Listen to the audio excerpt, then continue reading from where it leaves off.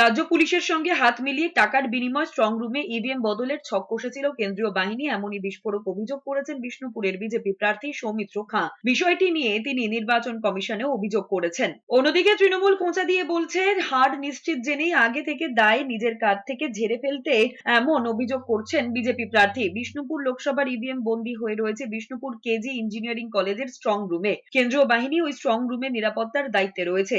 বাইরে মোতায়েন রয়েছে রাজ্য পুলিশ। সিসি ক্যামেরায় মোড়া স্ট্রং রুমে কড়া নজরদারি রেখেছেন বিভিন্ন রাজনৈতিক দলের কর্মীরা। সোমবার দুপুরে সেখানে আচমকাই উপস্থিত হন বিষ্ণুপুরের বিজেপি প্রার্থী। সেখানে নিজের ফোন থেকে ফেসবুক লাইভ শুরু করেন সৌমিত্র। তার অভিযোগ, পুলিশ স্ট্রং রুমের সিসি ক্যামেরা বদল করে আসলে ইভিএম বদলের চেষ্টা করছে। স্ট্রং রুম চত্বরে নিরাপত্তার দায়িত্বে থাকা রাজ্য পুলিশের আধিকারিকদের উদ্দেশ্যে চোর চোর বলতেও শোনা যায় তাকে। এমনকি কেন্দ্রীয় বাহিনী নিয়েও বেশ কিছু সমালোচনা করেন তিনি। মুহূর্তের মধ্যে সৌমিত্রর ওই লাইভ ভিডিও ভাইরাল হয়ে যায়।